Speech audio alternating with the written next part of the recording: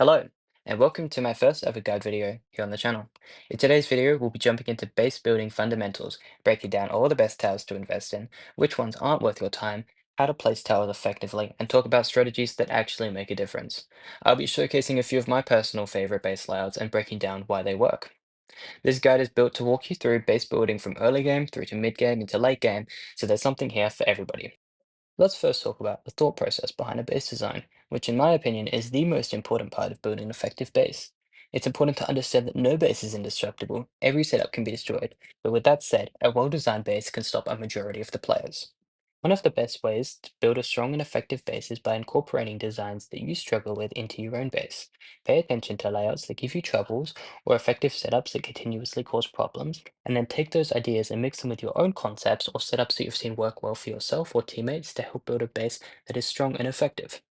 Starting with base designs for new players, the number one noob mistake is overextending your base.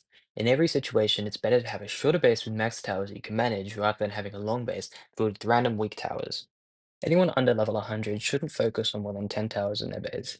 If you're just starting out, I'd recommend building some mages and lightning towers. They may not seem as strong as cannon or archers early on, but later on in the game you'll still be using them. Cannon, archers to butchers, and ballistas become pretty much useless once you're facing around platinum tier dragons. Here's a setup that I find is both affordable and effective for players around level 100 to 200. Let's go over the tower placement and take a closer look at why this layout works well. Island 1 focuses mainly on damage, while Island 2 is built around tower health and defense. I really like this idea of placing a high HP island in front of a long island with high damage position behind it. On this base, Island 2 functions as a Rage Drain island. It uses two mages and an Ice Flag. Ice Flags are extremely strong towers. Their Super Shot cancels any active spells and disabling the casting time for 1.5 seconds. That gives 1.5 seconds window where the dragon is vulnerable to damage and other tower Super Shots. Mage Tower Super Shots drain Rage, so if the dragon is hit by an Ice Flag and then drained by a mage, it won't be able to cast spells on Island 1. We also have a Draco Pylon. Pylon super shots cause dragons to take an increased 75% damage for 2.5 seconds. There's also a shield tower on the island, which is fairly self-explanatory, as it shields surrounding towers for 100% damage for 1.5 seconds. I chose an Earthlag over an Ori due to the fact that we already have three towers that require Electrum bars. For players within the level 100 to 200 range, Electrum bars should be saved. Earthlags require Elemental Embers instead, which can be obtained weekly through the trading post by exchanging Black Pearls for Elemental Embers. This is an essential must-have deal and should not be skipped. Now that Island 2 is covered, let's talk about the damage of Island 1. We use an Ari as it's the best shield tower option. We also have a Crystal Howitzer which provides the highest base damage of all towers, along with three Lightning Towers, which we will eventually transform into Vaults, as they're more effective but require Electrum Bars and harder to obtain runes and glyphs for. We also run three Lightning Towers because they receive a 30% Super Shot bonus from each nearby Lightning or Vault. Here is an effective setup that can comfortably carry you into mid-level 500, so let's go over what's changed. To build this version of the base, you would have need to have claimed both the Cosmic Ori branch and the Bloodstone branch in order to access the currencies required for other towers. At this stage, your base will shift more heavily towards an Electrum Bar base. The Lightnings on Island 1 have been moved to Island 3, with some of them being transformed into Charge Vault towers. Whether it's worth converting Lightnings into Vaults truly depends on your availability of runes, glyphs, relics, and most importantly, Electrum Bar supply. By this point in the game, you should have some fairly strong runes and glyphs, and you'll likely own a legendary Lightning Striker rune, which you should absolutely place on your Lightning Island due to the Lightning Super Shot damage. If you have obtained Charge Vault runes and glyphs, just like the Lightnings, prioritize Vault Super Shot damage, as this is what really allows Vaults to hit hard. We have also moved the pylon from Island 2 to Island 3. If a dragon is hit by a pylon, it takes 75% increased damage, which combined with the Vaults makes this island an absolute dragon killer. The Earth Flak was also moved from Island 2 to Island 3 as we are investing in a second Cosmic Orrery. Now let's talk a little bit about the changes to Island 1 and 2. Island 2 remains a high HP region island, but with a few slight adjustments. The blue mage has been moved slightly back while the ice flak has been brought forward. We've also added a dark flak. This tower slot is flexible and you could use whatever works best for you, such as an extra mage or a damage tower of choice. I personally went with the dark flak because the base already has nice HP and can do with a tad more damage. Dark flaks can deal excellent damage if their shots hit. Dark flags have high HP and good damage but suffer from slow attack speed and short range. They should only ever be placed at the front of islands 2, 3, 5, or 6. We also built a second orrery, replacing the earth flak and placed it at the back of island 2, creating a double orrery setup. Now let's take a look at Island 1. Since the lightning towers are moved off the island, we now have three open towers still developed. Where the second ice flak as the double ice flak are an incredibly strong combination. The howitzer was moved to the back, and a sword drain tower was placed in the middle of the island. Sword drains are essentially a stronger version of a pylon in almost every way. The main downside is attackers can sometimes use them as anchors to destroy nearby towers before those towers have time to react. Because of this, placement is extremely important. They're excellent towers, but they need to be positioned carefully. We'll cover the Soul Drain Tower's placement in more detail soon. We also built a red Archmage, that if you're low on electron bars, a standard red mage works perfectly fine. Placing on the back left of the island is a great way to protect Island 1.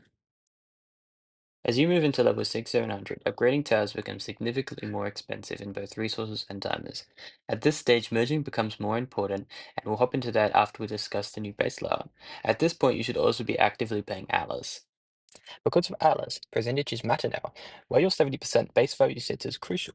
Farms and mills contribute a large portion of that percentage, so we've moved them to Island 1. The house was shifted to the middle of Island 1 surrounded by the farms and mills, which gives Island 1 and 2 a bit of an extra punch. Islands 2 and 3 remain exactly the same in terms of structure. The only thing that changed here is swapping the positions of the blue mage and the ice flag. Since we moved the second ice flag off of Island 1, we want to be more protective of our only remaining ice flag in this section of the base. For Island 4 and 5, we reused the Island 1 layout on Island 4 and added a newly built howitzer. Island 5 is similar to our high HP Island 2 setup, but instead of running a dark flag, we're running 3 mages instead. Before we break down why we previously used a dark flag on Island 2 and why we haven't here on Island 5, let's get an understanding of this layout. At the front of Island 5, we placed 2 blue mages. We chose blue mages over red mages because most damage jumps and shield spells, if not white, are blue. Since we're running 2 blue mages, we added a red mage to the back of the island. There are 2 reasons for placing the red mage at the back. First, the back of the island is generally the safest position.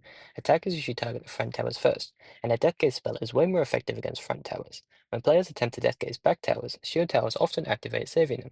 Because we only have 1 red mage compared to the 2 blue mages, we want to put it in the safest position possible. We'll cover the second reason of this placement when we discuss Island 4. The ice flag is also positioned at the back of Island 5 for the same reason. We want to protect this tower and not let it instantly get Death Gaze before it has a chance to activate its super shot. Now let's talk about the Ori placement. Against dragons without Death Gaze, the position doesn't matter too much. However, dragons with Death Gaze typically target one of the two, either the front 2 towers of an island or the Ori. Certain towers have small hitboxes such as mages, lightning bolts, and archmages. Combinations of Oris and mages make it difficult for flyers to hit multiple towers with one-shot spells. On Island 5, the Ori is the least important tower compared to the mages and flag, though having an Ori on the base is still essential. The goal here is to rage around the dragon, forcing it onto Island 4 with little to no or no rage. When defending this base, do not preload super shots on the mages. Watch the dragon carefully and activate the ice flag when the dragon is either casting a spell that can be ice flagged, or wait until the dragon isn't using any spells at all. Once the ice flag has cancelled the spells, immediately super shot the mages. This setup works upwards of roughly 80% of the time when defended correctly, or even 100% depending on the attacking dragon's spells. Let's explain why we chose a third mage over a dark flag on Island 5. After the Ori is destroyed, attackers would usually target either the Ice Flag or the Mage depending on the flyer. Our goal here is to always have at least one mage alive to super shot and attempt to rage drain the dragon. With only 2 mages, a dragon could potentially destroy both within a dodge or cloak duration. By running with 3 mages, it's unlikely for flyers to destroy all 3 during a spell, depending on the duration. We used the Dark Flag on Island 2 because we needed the extra damage there. Island 2 relied heavily on the Howitzer and Soul Drain, and one hit from the Dark Flag may have just been enough damage to allow the Howitzer to finish the dragon off. The damage of a Dark Flag is less of a concern here because Island 3 provides strong DPS through the vaults. Dark Flags add nice damage, but they aren't game-changing in this case. Island 4 uses the same layout we previously covered for Island 1. The red mage at the back protects most of the island, which brings us back to the second reason for placing the red mage at the back of Island 5. The red mage on Island 4 does not cover the front right ice flag due to the limited range, so the red mage on Island 5 helps protect it instead. Occasionally you can also pull off a sneaky mage shot, rage draining the dragon before it reaches Island 3. Let's talk about Soldrin's placement for a moment. We've already touched on how players can sometimes use them as anchors. This is especially important and something to keep in mind when setting up an island. Although, saying that, if you have researched runes, glyphs, and relics to the Soul Drain, it can do great damage, and people may try and use it as an anchor and end up dying to it. All towers require a thought process behind them, but some need more investment than others. My preferred placement of the Soul Drain Tower is the middle or back of islands 1, 4, or 7, or anywhere but preferred back of island 3 and 6. On Island 4 with this setup, I prefer placing the Soul Drain in the middle of the island. This ensures the howitzer stays within range. If the Soul Drain were placed at the front of Island 4, It could be used as a short anchor, allowing attackers to destroy the back howitzer without the howitzer being in range of shooting. The ice block on the island is used to cancel the dragon's spells. The Ori is used to pull the dragon into Island 4, creating some pressure. The howitzer provides the main damage for Island 4 and 5, and if you can land the Sword Rain Super Shot, increasing the damage the dragon takes, combined with the howitzer, it can be quite effective. Now let's cover runes, glyphs, and relics. For Island 5, primarily focus on Mage Tower HP, preferably Blue Mage HP as we have two of them. You can also invest in some Ice Like HP. On Island 4, prioritize Ice Block HP, Crystal Howitzer attack, or Sword Drain attack and HP. On Island 3, focus on Volt attack and Super Shot damage. A Pylon Striker rune is a great option. If you have Lightning Towers on your base, keep a Legendary Lightning Striker, otherwise transition fully into Volt, runes, and glyphs. Finally, for Island 1 and 2, focus heavily on HP to pull your 70% back. Use your remaining best HP runes and glyphs for the towers placed on Island 1 and 2. Now let's talk about merging. At this point in the game, tower upgrades become very expensive in both resources and timers, and merging can significantly reduce those costs. We're using a merge calculator, which I'll link in the video's description. How you merge will depend on the resources you have available. Because of the weekly elemental embers from Trading Post, those are genuinely what I would recommend using. However, if you have an excess of electrum bars, those work as well. I strongly suggest experimenting with the merge calculator to find recipes that suits the resources you have, but here's a few of my personal favorites. One of my go-to favorites is merging one level 33 Dark Flak into a wood tower, such as a lightning or a mage. For example, this allows a level 270 tower to jump straight to level 220 using one single level 33 Dark Flak. This saves a massive amount of time as it's something I'd absolutely recommend if you have wood towers on your base. A level 27 Dark Flak will level any tower to a single wood level, which also saves a large amount of timers and is absolutely worth doing. For cheaper Electrum towers such as Archmages and Vaults, using a level 30 and a level 27 Dark Black will take the Charge Vault or Archmage from level 217 to 220. It's important to note that two of the three levels use wood for upgrading. If the upgrade involves two Electrum tower levels and one wood level, a different recipe would be required. If you have a level 215 Archmage or Vault, combining one level 33, 30, and 27 Dark Flag can upgrade it from level 215 all the way to 220. That's 5 levels gained and a tremendous timer saver. For more expensive towers like Ori's, Howitzers, and Pylons, going from level 217 to 220 typically requires 2 level 33 and 1 level 27 Dark Luck. There are thousands of possible recipes for different tower levels. For example, a level 170 Charge Vault can be upgraded to level 176 using 1 level 33, 30, and 27 Dark Flag. I would highly recommend spending some time messing around with the merge calculator to find some recipes that works best for you. If you discover any good ones, please drop them in the comments below so others can benefit from them as well. As you move into the late 700s, you should be starting to lean towards a fully maxed base. At this point, you should be acquiring all the best runes, glyphs, relics, research, riders, and gear. We'll go over those in more detail shortly. But the most important principle here is to build a base around what you've invested in, not what looks great on paper. Let's break down this setup. Island 4 and 5 remain identical to our previous layout. The first change we'll cover is on Island 3, where we have moved the pylon to the back of the island. There's two reasons for this. First, I've invested in significantly stronger runes and glyphs for the pylon. If it was placed at the front of an island, it can easily be targeted by the death gates, losing the possibility for the 75% increased damage to the dragon. This is important because we want the perch dragon damage to be boosted from it, and we'll jump into that shortly. Vaults have relatively small hitboxes, making it difficult for attackers to death gates both front vaults. I'd much rather fly a death gates one of the front vaults to keep the pylon alive. With two remaining vaults still benefiting from the pylon, the island can continue to hit extremely hard even if we lose a vault. Many players look at this island and assume the vaults are the primary kill. The truth right here is the perch. My perch is 138 billion damage. When you combine that with a sword and a pylon super shot, it can do massive damage to a dragon. To demonstrate this, we'll take a moment to look at two short clips. In the first clip, the perch will hit without the pylon being super shotted, meaning there's no 75% damage amplification. In the second clip, we'll super shot the pylon and you'll be able to see dragon takes increased damage appear next to the health bar. Both videos are taken with a level 1 pylon to show the pure damage of the perch.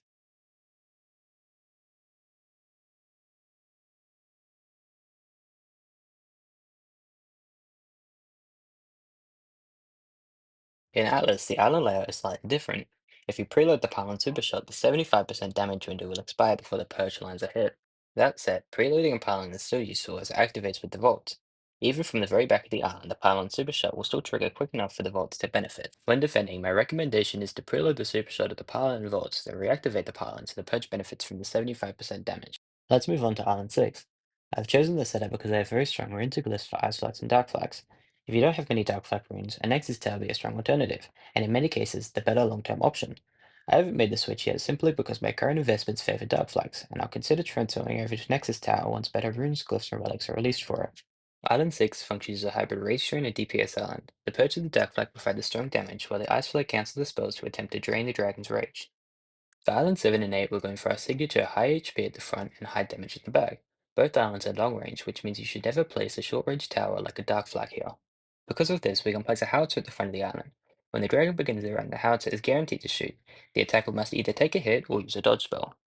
Now this is important because some dragons only have one way to deal with the ice flag, and if the spell is used to deal with the howitzer and is on cooldown when the dragon reaches the ice flag, and the ice flag is super shotted, the dragon is vulnerable to high damage and possible rage drain. Even against dragons with multiple defensive spells, I still love the howitzer at the front of Island 8. It quite often manages to land a hit regardless. The rest of Island 8 resembles our Island 5 Matron setup, transitioning to heavy damage on 7. On that note, let's go to Island 7. We've set up a vote-focused damage island, paired with a Soldring. So let's talk about Soldring's placement. With the Atlas layout, placing the Soldring in the back of Island 7 allows the super shot to amplify the damage of both the middle and the back vault. If the Soldring was placed in the front or the middle, only one vault would benefit from the super shot amp. It is possible to amplify all three vaults, but doing so requires extremely precise timing when defending. We'll cover the timing in an upcoming How to Defend guide. Now let's take a look how the base flows through from Island 8 to Island 3 before covering Island 1 and 2. On Island 8, the howitzer is placed here to guarantee a shot at the start of the run. The mages provide high HP and rage drain potential. The ice flag sits at the back to cancel spells, allowing you to super shot the mages and attempt a rage drain. The Ori is placed at the back left of the island, which I personally find is the best position, though placing it in the center can improve the chances of protecting the howitzer. For this island, lean heavily towards mage HP runes. For Island 7, the island focuses on extremely high vault damage, amplified by 75% if timed correctly with the back Soul Drain Super Shot. Invest in Volt Attack, Vault Super Shot damage, and Soul Drain attack and HP, runes, glyphs, and relics. Island 6 mirrors Island 8's concept, but replaces the howitzer with the Dark Flag. A Nexus Tower can be used here if preferred. Its design is a hybrid Rage Drain island with solid damage from the Perch and Dark Flag. Prioritize Dark Flag attack or Mage and Ice Flag HP, runes, glyphs, and relics. Island 5. This is our ultimate Rage Drain island. We run with 3 mages and an Ice Flag to cancel the spells to attempt the Rage Drain. This island should receive all your best mage HP runes. Island 4 houses our second Ice Flag, and which in many cases guarantees a spell cancellation. The Soldrins is in the middle providing strong HP and respectable damage.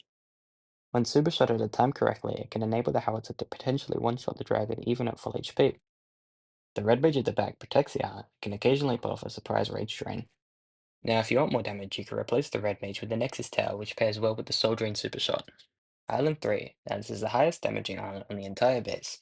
The Volts deal massive damage when paired with the Pylon Super Shot, and if you're running a high damage perch, this could become one of the fastest, highest damaging towers in the entire game. For Islands 1 and 2, you can adjust the setup to your preference. Realistically, if a flyer reaches Island 2, the outcome is often already decided. Still, here's a thought process behind this setup. Island 2 focuses on high HP with moderate damage. It isn't built as a Rage Drain Island like previously, but the Ice Flag exists to cancel spells for if a dragon makes it through Island 3 with very little health remaining, giving the Dark Flag or Fire Flag a chance to finish it off. We run a Fire Flag primarily because we have strong Fire Flag runes, but it also reduces the dragon's damage output for 2.5 seconds. Combined with high HP, farms mills, and a Soul Drain Tower, this island can take a significant amount of time to clear, and if an Atlas, could possibly be just enough time for a teammate to counter. While some dragons are extremely weak against certain towers and placements, others may find those exact setups easy to deal with. That is why it is important to regularly adjust your base and reposition your towers to target the current meta dragon's weaknesses. Understanding what each dragon struggles against and building around those weaknesses is key. With that in mind, let's talk about totems. Totems apply an elemental debuff based on their type. For example, a fire totem causes fire dragons to deal 19% less damage. Now, this is something that should not be slept on. Against a hunter dragon in particular, some towers may require an extra 2 plus ammo just to be destroyed, simply because a totem is present on the base. This is extremely significant and can mean an additional 10 plus ammo is needed just to clear a single island, drastically slowing down the flyout.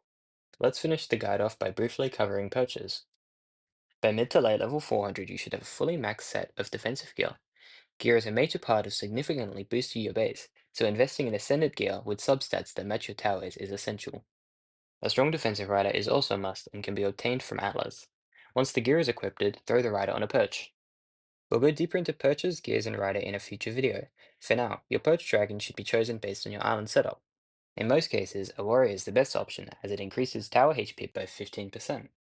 Sorcerers increase the supershot damage by 15% and have a 25% chance of refunding a supershot, while hunters provide a 10% attack boost, which works well with lightning's vault bases. Overall, warriors are the most consistent perch dragon. Hunters can be useful for pulling your base percentage back by putting the front perches of your base, and will increase the tower damage. Regarding sorcerers, I haven't invested much time looking into them, so I don't have an opinion. And with that, we'll conclude the video. I hope you learned something or found this guide helpful. If anything wasn't clear or didn't quite click, feel free to leave a comment and I'll happily explain it differently. If you have any questions, tips, tricks, or base layout ideas, please drop them in the comments below so others can benefit from them as well. I put a lot of time and effort into this guide, so if you're not already subscribed and you found it somewhat useful, please do consider subscribing, and let me know what kind of upcoming content you would like to see next. Peace out, y'all, and catch you in the next video.